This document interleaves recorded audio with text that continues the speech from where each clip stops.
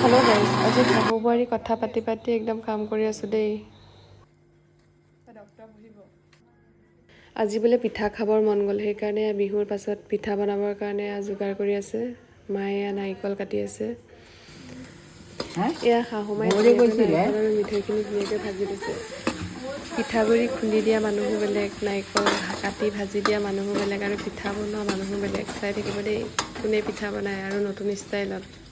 পিঠা বনোৱাগৰাকী এতিয়া ভিডিঅ' বনোৱা কামত ব্যস্ত হৈ আছে দেই।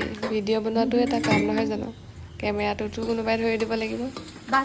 বাচন ধুই আছে, নাৰিকল ৰুকি নাৰিকল ৰুকা নাই, ভাজি আছে। নাৰিকল ভাজি আছে ৰুকাছে। এইয়া এতিয়া আমাৰ কাম হৈ গ'ল, এতিয়া চিষ্টাৰে পিঠা বনোৱাত লাগি গৈছে। খালেহে গম পাই যাবা কেনেকুৱা লাগে। ফাৰ্ষ্ট টাইম খাম। ঢাকনত বনোৱা পিঠা।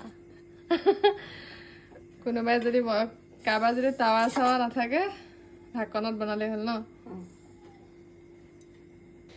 ডেক্সিৰ ঢাকনখনত যে পিঠা বনাইছে, একদম জল্দি জল্দি হৈ গৈছে দেই। মই ভাবিছিলোঁ ঢাকনতনো কি পিঠা হ'ব, এয়া চাওকচোন ইমান সোনকালে পিঠাটো হৈ গৈছে। পিঠা হৈ গ'ল। আপোনালোকেও ট্ৰাই কৰি চাব।